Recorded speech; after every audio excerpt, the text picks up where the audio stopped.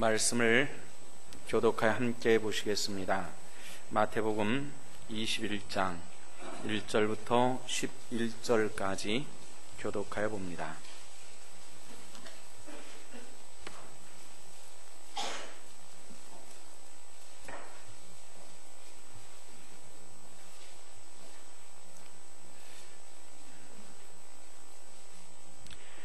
그들이 예루살렘에 가까이 가서 감람산 벳박에 이르렀을 때에 예수께서 두 제자를 보내시며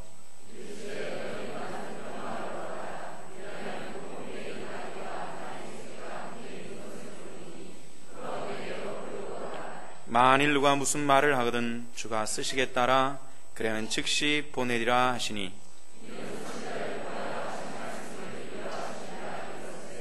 시온 딸에게 이르기를 내 왕이 내게 말하니 그는 겸손하여 낙이 곧 명예매는 짐승의 새끼를 탓도다 하라 하였느니라. 나귀와 낙의 새끼를 끌고 와서 자기들의 겉옷을 그에 얹음에 예수께서 그 위에 타시니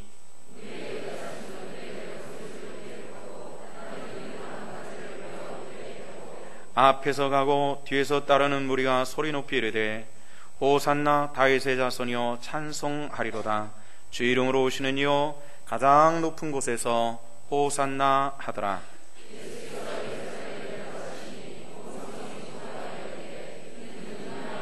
함께 우리가 이르되 갈릴리 나사렛에서 나온 이 선자 예수라 하니라. 아멘. 다시 한번 주께 기도드립니다. 주 은혜를 감사하고 오늘 또 주를 찬양하며 이제 예배의 순서를 따라서 말씀을 듣는 시간이 되었습니다. 하나님, 우리에게 들을 만한 귀를 허락하시고 또한 종의 입술을 주관하여 주시옵소서. 주의 합당한 말씀으로 증거하게 하시고 이 말씀을 듣고 우리의 신앙적인 각오와 다짐이 있도록 하여 주옵소서. 예수님 이름 받들어 기도하옵나이다. 아멘. 오늘은 종료주일입니다. 그리고 오늘서부터 고난주간이 시작이 됩니다. 다음 주일에는 부활주일이 되죠. 고난주간이기 때문에 우리가 신앙의 전통을 따르고 또 말씀을 따라서 주와 함께 고난받기를 원합니다. 그래서 이 고난주간이 되면은 대부분의 교회들 또 우리도 마찬가지로 하루에 한 끼라도 금식하며 또 가물을 금하고 좀 더 다른 때보다 정결한 삶을 살기를 우리가 선포하고 또 다짐하는 그런 때입니다. 그런데 이 대한민국은 이때가 1년 중 가장 아름다운 때입니다. 특히 용인 같으면은 다른 쪽보다 벚꽃이 좀 늦게 핍니다만은 아마 이 고난주간 주님께서 특히 고난당하신 금요일쯤 되면은 아마 용인 땅에도 온 땅에 꽃이 필 것이고 아름다운 모습들이 전개가 될 것입니다. 그럼에도 불구하고 우리가 이런 나들이라든지 가물을 삼가하고 좀 더 정결하고 거룩한 모습으로 살기를 우리가 그렇게 선포하고 다짐하는 때이기 때문에 어떤 경우에는 주님께서 하필이면 이때 죽으셨나 하는 그런 생각을 하시는 분들도 물론 있기도 합니다. 그러나 기왕이면은 시든 꽃을 주님께 드림보다는 싱싱한 꽃을 주님께 드림이 더 아름다울 것 같습니다. 그렇지 않습니까? 그렇게 아름답고 더 우리가 활동하고 싶고 더 나들이 싶고 노래하고 싶고 춤추고 싶은 이때에 좀 더 경건함으로 하나님 앞에 드려지는 이 한 주간이 될 수 있기를 주 이름으로 부탁을 드립니다. 오늘은 종료주일이라고 그랬죠. 종료주일인데 오늘 본문에서는 예루살렘 사람들이 나뭇가지를 꺾어 들고 호산나 왕의 왕으로 오시는 이여 이렇게 찬양했다고 그러는데요. 요한복음 12장 13절의 말씀을 보니까 종려나무가지를 꺾어 들고 그렇게 얘기를 했습니다. 그래서 종료주일이라고 하는 것이 그런 의미에서 만들어진 그런 이름입니다. 이 종료주일에 예수님께서 예수님의 공생의 기간 동안에 한 번도 배 외에는 뭘 타고 다니신 적이 없었습니다. 예수님께서 낙타를 타셨다든지 아니면 나귀를 타셨다든지 이런 기록들이 없는데요, 특별히 종료주일에는 조그마한 새끼 나귀를 타셨습니다. 그것도 예수님께서 멀리 베다니에서부터 올라오시는 그런 길이었습니다. 먼 길에서부터 타신 것이 아니라 벳바게와 예루살렘 거리는 불과 1km밖에 되지 않습니다. 그 1km밖에 되지 않는 거리를 예수님께서 굳이 나귀 새끼를 타실 필요가 있을까, 이런 생각이 되는 그런 대목이기도 합니다. 근데 예수님께서 나귀 새끼를 타셨는데요, 왜 주님께서 그동안 걸어 다니셨던 그런 길을 왜 이때는 특별히 나귀 새끼를 타셨을까? 또 예루살렘 사람들은 그동안 예수님께서 예루살렘을 드나드신 것이 한두 번이 아니셨는데 왜 이때는 그렇게 나와서 호산나 왕의 왕으로 오시는 이여 그렇게 찬송하며 주님을 영접했을까? 이런 것들에 대해서 우리가 한번 생각해 볼 필요가 있다고 그렇게 느낍니다. 제일 가장 중요한 것은 성경적 예언입니다. 예수님께서 이 땅에 오실 때에 오셔서 오심에서부터 오신 모든 과정들이 어느 한 가지도 예언을 떠나서 행동하고 말씀하신 적이 없었습니다. 모든 것들이 성경의 예언을 이루셨습니다. 구약 성경은 예언의 성경입니다. 그 예언은 어떤 예언이냐면 장차 오실 하나님의 아들 예수 그리스도 메시아에 대한 예언이었습니다. 예수님께서 신약의 주인공이시고 성경의 모든 핵심이 되시는 그런 분인데, 예수님께서 이 땅에 오셔서 자의로 행하는 것이 없습니다. 모든 것들을 말씀을 통해서 행하셨다는 것입니다. 스가랴서 9장 9절의 말씀 보면은 시온에 따라 크게 기뻐할지어다, 예루살렘에 따라 즐거이 노래 부를지어다. 보라, 내 왕이 일어나시나니 그는 공을 이루시며 구원을 베풀며 겸손하여서 나귀를 타나니 곧 나귀의 작은 것 나귀 새끼니라. 이렇게 말씀을 했습니다. 나귀 중에서도요, 작은 나귀 새끼를 탔다, 이렇게 말씀을 했습니다. 나귀 보신 적 있는지 모르겠습니다. 저는 나귀를 평창 이호석 생가에서 처음 봤습니다. 나귀라고 하는 것이 우리나라 나귀는 중동 지역 나귀보다도 상당히 크다는 생각이 듭니다. 거기서 본 나귀는 그래도 이 허리가 제 허리쯤까지는 올라오는 꽤 큰 나귀였습니다. 그런데 중동 지방의 나귀는 우리나라 나귀보다도 훨씬 작습니다. 그렇기 때문에 여러분들이 이번에 고난주간에 들어가면서 기독교 TV에서 예수 그리스도의 고난과 부활, 또 종료주일에 대한 이런 것들을 요즘에 많이 방영하고 있는데요, 그래서 거기서 예수님께서 나귀를 타고 예루살렘 성문을 통과하시는 그런 내용들을 요즘에 자주 볼 수 있습니다. 가만히 살펴보십시오. 나귀를 타고 오시는데요, 그 나귀를 탄 예수님을 분장한 배우의 발이 땅에 닿을 정도로 나귀가 굉장히 작습니다. 중동 지방을 여행하다 보면요, 지금도 나귀를 타고 도시를 지나다니는 사람들도 있고요, 농촌에 가면 나귀를 타고 다니는 것을 많이 볼 수가 있습니다. 어른 나귀를 타도요, 키가 큰 남자는 발이 땅에 닿을 정도로 나이가 굉장히 적습니다. 그런데 그 나귀 새끼를 탔습니다. 멍에를 매보지 않은 나귀 새끼를 탔는데요, 이 나귀 새끼를 예수님께서 타시면은 어떠할까 상상을 해보는데 충분히 발이 땅에 닿을 정도고 끓일 정도로 매우 작은 짐승이고, 주님에 대한 이야기를 이렇게 표현해서 죄송합니다마는 굉장히 우스꽝스러운 그런 몰골이었을 것이다, 이렇게 상상을 해봅니다. 그런데 또 놀라운 것은요, 그 당시 권위 있고 능력 있는 사람들은 나귀를 타고 다니지 않았습니다. 나귀는 일반적인 그저 평범하고 하층민들의 탈 것이지 지체 있는 사람들의 탈 것은 나귀가 아니라 낙타라든지 말을 타고 다녔습니다. 하필이면 예수님께서 나귀 새끼를 타셨을까? 그것도 어미 나귀를 탔으면 조금 폼이 좀 나을 텐데 하필이면 나귀 새끼였을까? 이런 생각도 해보게 되는 그런 내용입니다. 우리가 이 나귀 새끼라고 하는 이 내용을 통해서 함께 종료주일에 은혜 받기를 원합니다. 나귀는 어떤 것인가? 성경적으로 가만히 생각해 보면요, 예수님께서 태어나셨을 때에 어디에서 태어나셨죠? 베들레헴에서 태어나셨습니다. 베들레헴은 떡집이라는 의미를 가지고 있죠. 생명의 떡입니다. 예수님께서는 당신을 생명의 떡이다 이렇게 말씀하셨거든요. 예수님께서 태어나셨을 때 마구간에서 태어나셨습니다. 마구간이라고 하니까 우리는 쉽게 말을 떠올립니다마는 그 당시 말은 민간인들이 키우는 그런 짐승은 아니었습니다. 군대라든지 귀족과 같은 높은 지체를 가진 사람들이 탈 수 있는 그런 것이었지 일반 서민들이 소유할 수 있는 그런 짐승이 아닙니다. 다시 말해서 마구간이라고 말하지만은 말의 한 종류인 나귀 위에 그 마구간에서 태어나시는 겁니다. 어디에 누우셨다 그랬죠? 태어나셔서 강보에 쌓여서 구유에 누우셨다 이렇게 말하거든요. 그 구유는 어떤 곳입니까? 말밥통을 얘기하는 겁니다. 말밥통, 동그란 통나무를 가운데를 파가지고 거기다 여물을 부어주는 이것이 바로 구유입니다. 구유에 예수님께서 누이셨다는 거죠. 마치 형상을 보면은 나귀 밥과 같이 된 분이 예수 그리스도였습니다. 그런데 이제 33년의 시간을 다 거슬러 올라갔어요. 그리고 마지막 순간에 예수님을 태운 짐승이 바로 그 나귀라는 겁니다. 뭘 상징하는 거겠습니까?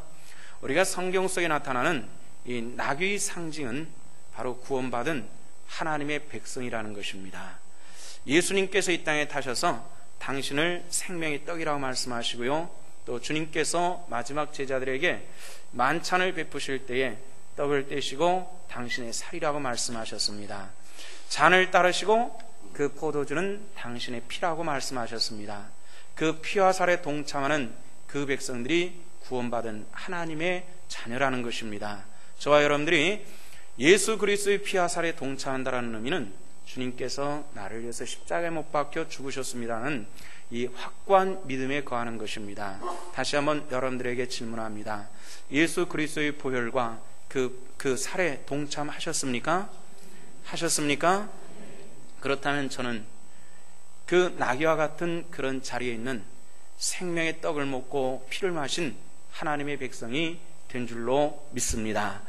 이제 하나님의 피에 우리 구주 예수 그리스도의 보혈의 공로에 동참한 그 백성들은 해야 될 것이 있습니다. 나귀가 예수님을 태운 것처럼 주님의 일에 쓰임받는 하나님의 권속들 되시기를 주 이름으로 부탁을 드립니다. 그 자리는 어떤 자리입니까? 예수님께서 마지막 들어가시는 고난의 길에 이 나귀가 동참하고 그것도 예수 그리스도를 태우고 함께 동참한다는 그런 것입니다. 주님의 고난에 동참하시기를 바랍니다.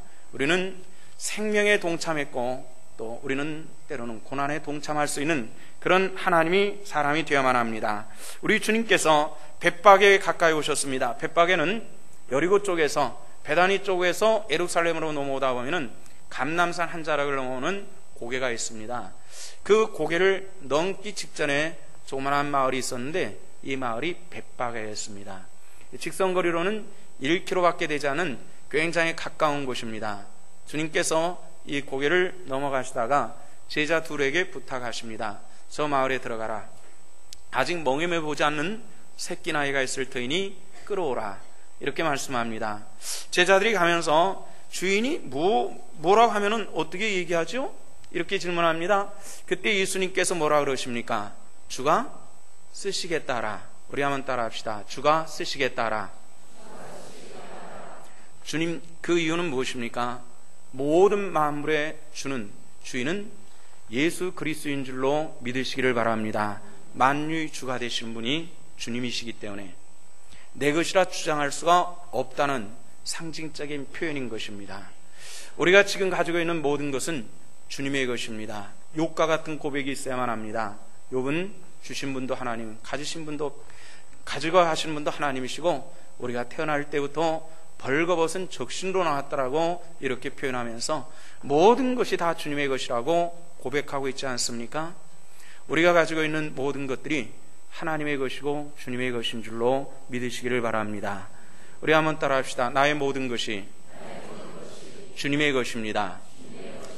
그 고백을 가지셔야만 합니다. 그 나귀의 주인은 그 고백이 있었습니다. 나귀의 주인이 내가 아니라는 겁니다. 내가 잠시 맡아가지고 있을 뿐입니다.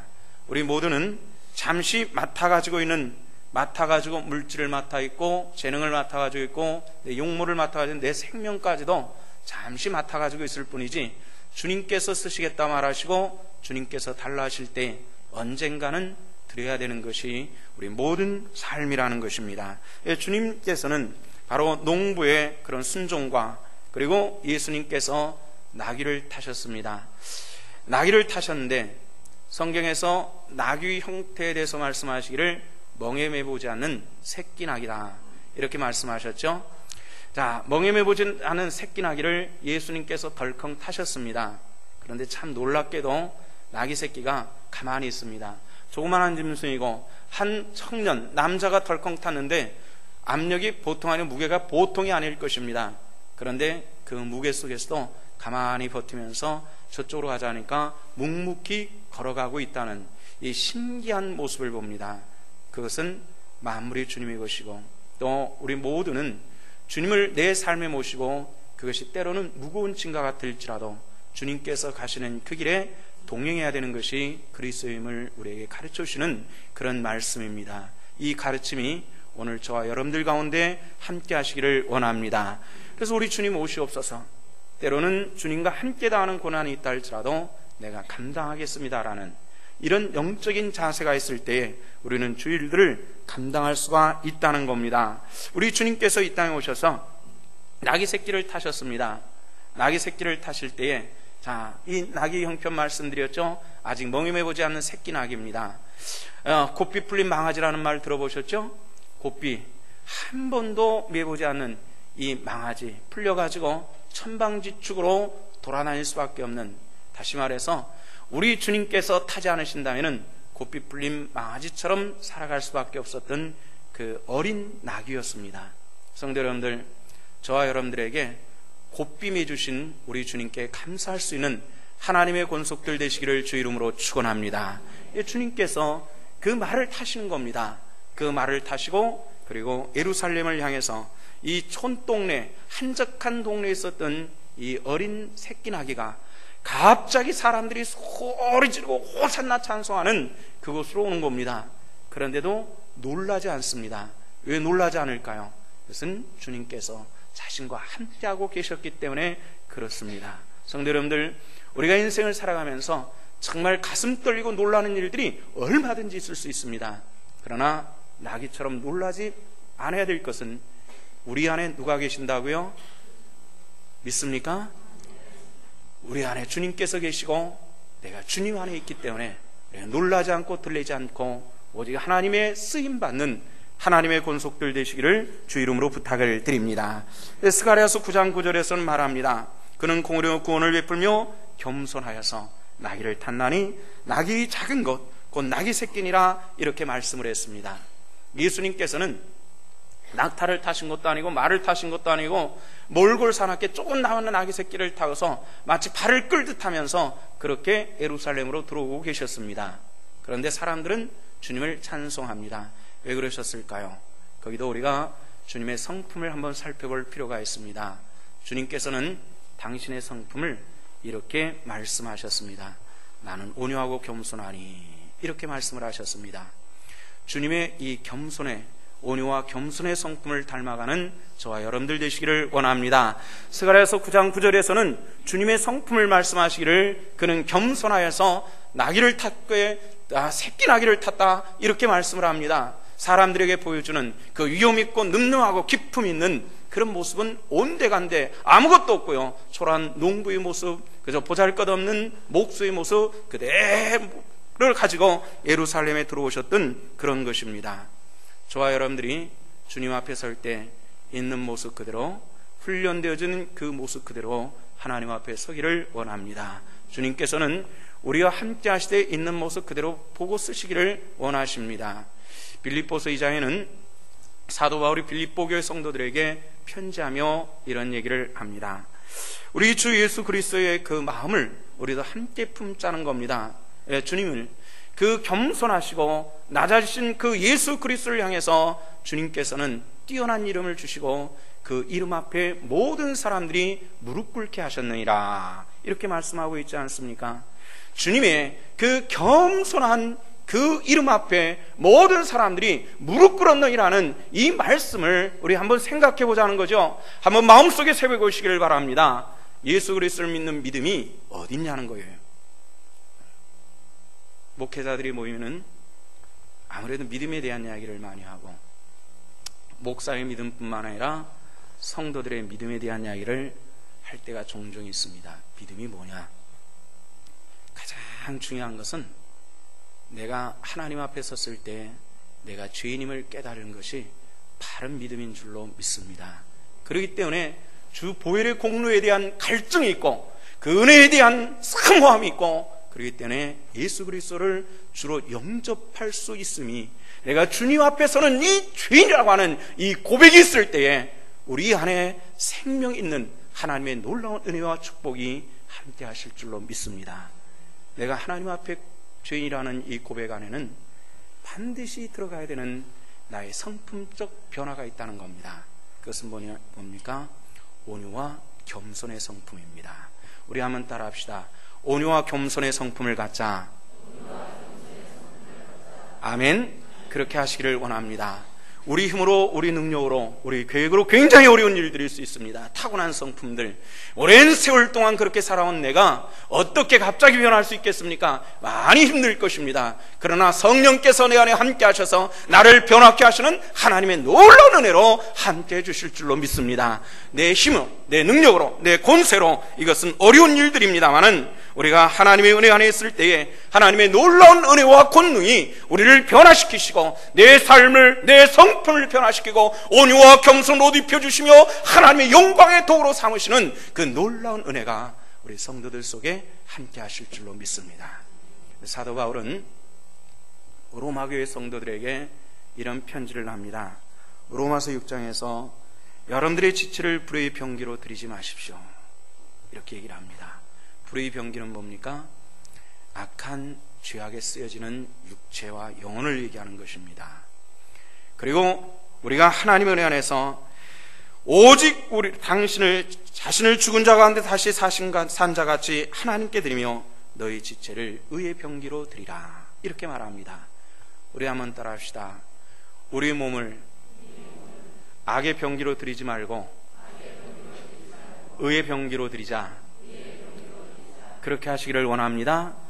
혹시 육신의 힘이 남습니까? 하나님의 영광을 위해서 쓰임받기를 원합니다. 육체의 쾌락을 따라 사는 것이 아닌 그렇게 쓰임받기를 원합니다. 내 재물이 있습니까? 육신의 즐거움을 위해서 쓰임이 아니라 하나님의 영광을 위해서 쓰임받기를 원합니다. 내가 가진 재능이들이 있습니까?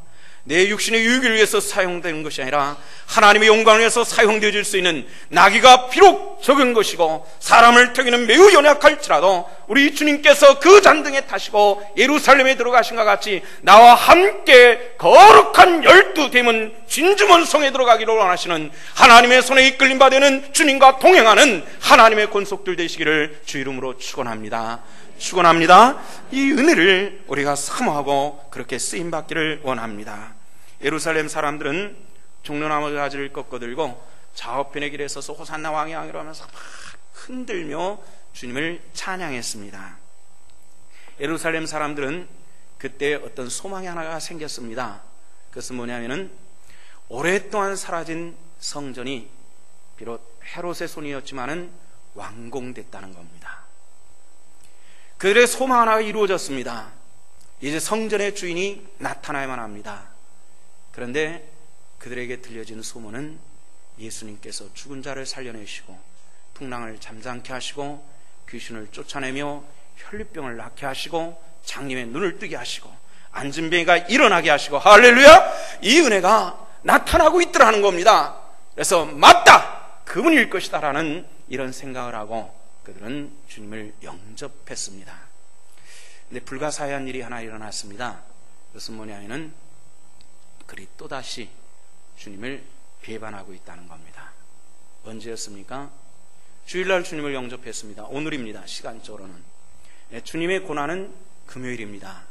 금요일날 낮에 예수님께서 빌라도의 법정에서 재판을 받으실 때에 그를 십자가에 못 박게 하소서 소리 지른 사람들이 누구냐면 예루살렘 사람들이었다는 겁니다. 그 많은 사람들 중에서 아닙니다, 그분은 의로우신 하나님의 아들입니다, 이 소리는 한마디도 들리지 않았습니다. 5일 동안에 그들은 완전히 변화되고 있다는 겁니다. 그 이유는 무엇이었을까요? 그들은 예수님께서 로마의 압제로부터 그들을 해방시키고 만약에 원한다면 독립을 위해서 다윗과 같이 기도원과 같이 앞장서서 칼을 들고 말을 타고 앞장서서 싸울 수 있는 그런 대단한 능력 있는 그런 사람으로 주님을 영접했었던 것입니다. 그런데 목요일날 문제가 생겼습니다. 어떤 문제였죠? 감람산에 기도하러 올라가셨다가 로마의 군병들도 아닌 보잘것없는 대제사장들의 하인들에 의해서 붙잡혀 내려오더니 포박당해서 그걸 예루살렘 사람들이 보았습니다. 그들이 영접했던 호산나 왕이 왕으로 오시는 이라고 찬송했던 그가 보잘것없는 몇 사람의 하인들에 의해서 붙잡혀 내려온 그것을 보고 저 사람은 아닌가 봐, 이렇게 쉽게 포기하고 말았던 것입니다. 뭘 의미하는 것이겠습니까? 그들은 자신의 욕구를 따라서 예수 그리스도를 바라보기를 원했다는 것입니다. 오늘날에도 굉장히 많은 사람들이 내가 원하는 방향을 따라서 예수님께서 움직여주고 내 신앙이 움직여지기를 원합니다. 저는 간혹 서울에 있는 기독교 서점에 책을 사러 갑니다. 책방 한중앙에는 베스트셀러라고 하는 책들이 한 10권 정도 이렇게 진열되어 있습니다. 근데 참 놀라운 것이 있어요. 뭐냐면은 최소한 기독교 서점이라면은 어떤 책이 많이 팔려야 되냐면은 예수 그리스도에 대한 책이 팔려야 됩니다. 경건에 대한 책이 팔려야 되고 주님의 보혈과 고난에 대한 책이 팔려야 되고 성경에 대한 책이 팔려야 되는데 항상 베스트셀러의 수위에는 뭐가 있냐면은 성공학 책이 자리하고 있다는 겁니다. 이런 겁니다. 제목이 잘 되는 나. 기독교 서적이 될 수가 없습니다. 부자 되는 법, 이런 것들이 최고의 베스트셀러. 기독교에는 어떤 종교가 그런 책을 종교서적이라고, 그런 책을 최고의 베스트셀러라고 내놓는 그런 종교가 세상에 없는 겁니다. 기독교 2000년의 역사 속에서 성공학 책이 완전히 뒤덮어버리는 이런 때가 없었다는 겁니다. 그것이 책이라고 읽고 그것이 신앙이라고 생각하고 잘 되는 나, 돈 버는 나, 돈 벌게 하는 나, 건강해지는 나, 이런 것들이 우리 기독교의 본질처럼 오도되는 이런 시대에 우리가 살고 있다는 이 답답한 현실들에 대해서 우리는 직시할 수 있어야 된다는 겁니다. 예수 그리스도와 함께 사는 것은 그것이 아니라 주님께서 나를 위해서 십자가 못 박혀 죽으셨으니 나도 주를 위해서 어떻게 살까를 고민하고 눈물을 흘며 주의 고난에 동참해보는 이런 하나님의 권속들 되시기를 주 이름으로 부탁을 드립니다. 목회자로 염려되는 것이 있습니다. 이것은 강단에서 주의 말씀들이, 주의 보혈이 사라지고 있다는 겁니다. 사람들의 아픈 곳을 긁어주는 것이 설교가 되어버리고 말았습니다. 사람들을 위로하는 것이 설교가 되어버리고 말았습니다. 여러분들에게 한번 질문합니다. 여러분들은 진정 주 예수 그리스도를 믿는 하나님의 백성이십니까? 정말 하나님의 백성이십니까? 그렇다면 강단에서 증거되지는 주의 종의 외침이 때로 내 마음에 들지 않고 내 심령을 쪼개는 한이 있더라도 그 말씀을 눈물로라도 받아들이며 아멘으로 화답하고 눈물 뿌려 행동해 나갈 수 있는 그런 하나님의 권속들 되시기를 주 이름으로 부탁을 드립니다. 이것이 교회의 가치가 있고 신앙의 가치가 있고 생명이 있고 능력이 있고 하나님의 권능이 있는 하나님의 백성들의 삶이 거기 있기 때문에 그렇습니다. 우리의 삶이 그렇게 되기를 원합니다. 주님께서 예루살렘에 들어가시는 이 장면이 마태복음 21장에 등장을 하죠. 20장에 보면 어떤 얘기가 나옵니까? 20장 2절, 20절서부터 예수님께서 예루살렘으로 올라가시는 노중의 얘기가 나옵니다. 그 노중의 얘기에 보니까 요한과 야고보의 어머니가 나타나서 주의 나라가 임할 때 의 두 아들 중에서 하나는 좌편에 하나는 우편에 앉게 해주시옵소서 하는 이런 주의 나라가 임할 때 누가 더 크냐라고 하는 이런 문제가 발생하고 있는 것을 봅니다. 주님께서 하시는 말씀이 있습니다. 보라, 지금 우리가 예루살렘으로 가지 않느냐. 우리가 예루살렘에 가면 인자가 대제사장에 잡혀서 십자가에 못 박혀 죽을 것이다. 고난당하고 죽을 것이다. 그러나 3일 만에 부활하리라, 이렇게 말씀하셨던 그 기억들이 제자들에게 있을 터인데 어느샌가 그런 것들이 제자들 속에 점점 주의 고난을 바라보면서 점점 사라지고 주님의 부활도 기다리지 못하고 나는 물고기 잡으러 가는다고 떠나버렸던 그런 역사를 우리는 잘 알고 있지 않습니까? 금주 한 주간이 고난 주간입니다. 주와 함께 이 고난의 의미를 마음속에, 영혼 속에 되새겨보는 그런 귀한 시간 될 수 있기를 부탁을 드립니다. 우리 한번 더 깊이 생각해 본다면 주님이 원하시는 환영은 뭘까? 주님을 모시는 신앙인의 영적인 모습이 뭘까? 이런 생각을 해봅니다. 마태복음 20장 10절 말씀을 보면은 예수님께서 예루살렘에 들어가실 때에 온 성이 소동하여 이르기를 이는 누구냐? 이렇게 질문합니다. 찬송하는 사람은 찬송하고 엉겹결에 따라온 사람들은 나도 모르고 할렐루야 소리 지르고 그러고 있다는 겁니다. 근데 그 중에 알지 못하는 사람이 도대체 지금 우리가 왜 찬송을 해야 되는데, 왜 만세 예수님 해야 되는데, 이런 질문입니다. 지금 우리가 뭐 하는 거야? 누구를 환영하는 거지? 이런 질문을 합니다. 그때 11절에 대답하여 말하기를 갈리 나사렛에서 나온 누구라 그랬어요? 하나님의 아들 예수니라. 이런 말이 나오질 않습니다. 선지자 예수니라. 다시 말해서 예루살렘 사람들은 하나님의 아들로서의 예수 그리스도를 영접하고 있지 않았습니다.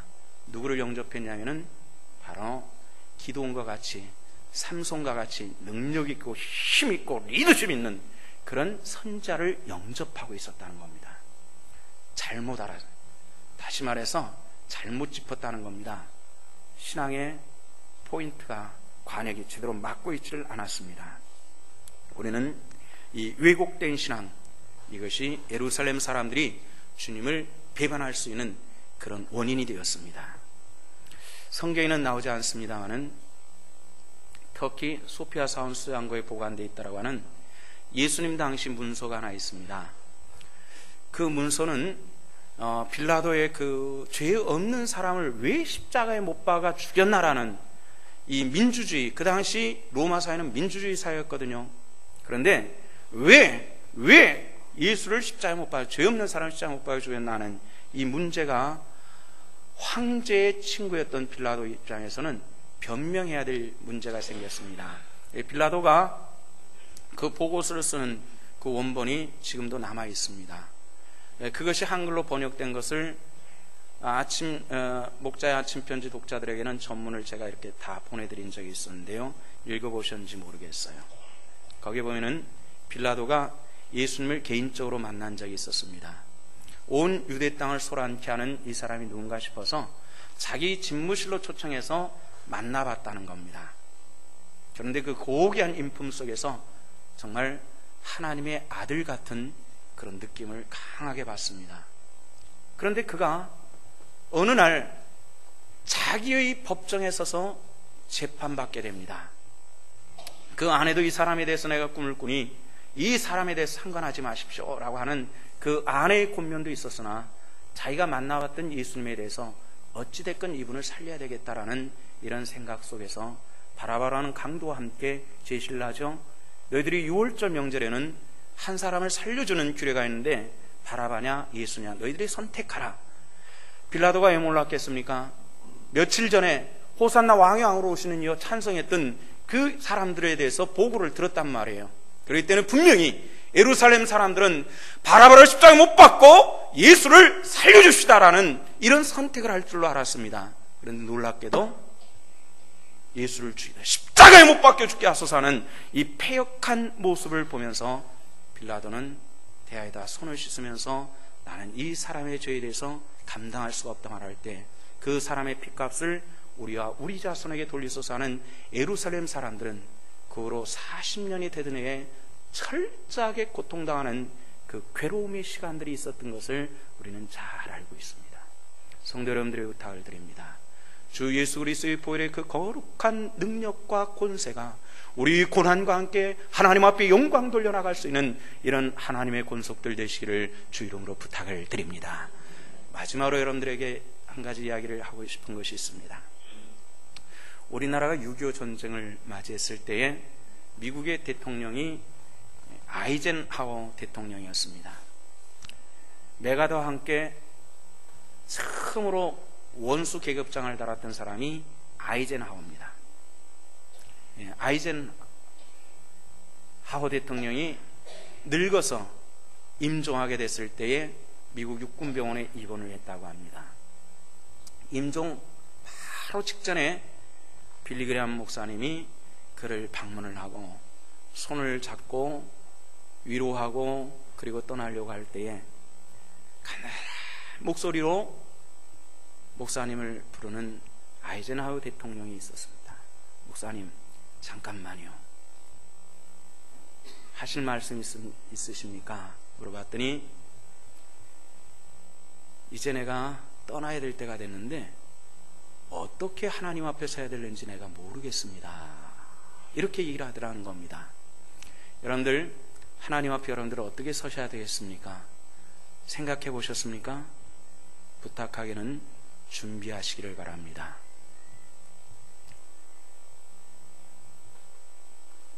다시 빌리그레함 목사님이 그의 병상의 머리맡에 앉아가지고 이렇게 얘기를 했습니다. 카카, 예수 그리스도를 믿으십니까? 예 라고 대답할 때 모든 죄인은 하나님 앞에 설 수가 없습니다. 카카께서도 저도 하나님 앞에서는 죄인입니다. 그러나 우리가 축복받은 것은 주님의 보혈이 나를 정결케 하시는 은혜가 있어서 우리의 신분은 이제 죄인에서 양자가 되었습니다. 죄인에서 뭐가 됐다고요? 믿습니까? 양자가 되었습니다. 우리는 다시 말해서 하나님의 자녀라는 겁니다. 하나님 앞에 설 때 어떤 자세로 서시면 되냐면은 오랫동안 떨어졌던 아버지를 만나는 아들의 마음으로 만나도록 하십시오. 이렇게 얘기를 했습니다. 하나님 품에 안길 때 오랫동안 그리워했던 아버지 품에 안기는 마음으로 하나님 품에 안기시면 될 겁니다. 이렇게 얘기할 때 감사합니다. 하나님 앞에 설 용기가 있습니다. 그리고 소천하셨다고 합니다. 그것이 우리들의 신앙입니다. 그렇게 하나님 앞에 설 수 있는 그렇게 준비된 예수 그리스도의 거룩한 보혈로 준비된 하나님의 권속들 되시기를 주 이름으로 부탁을 드립니다. 기도하십시다.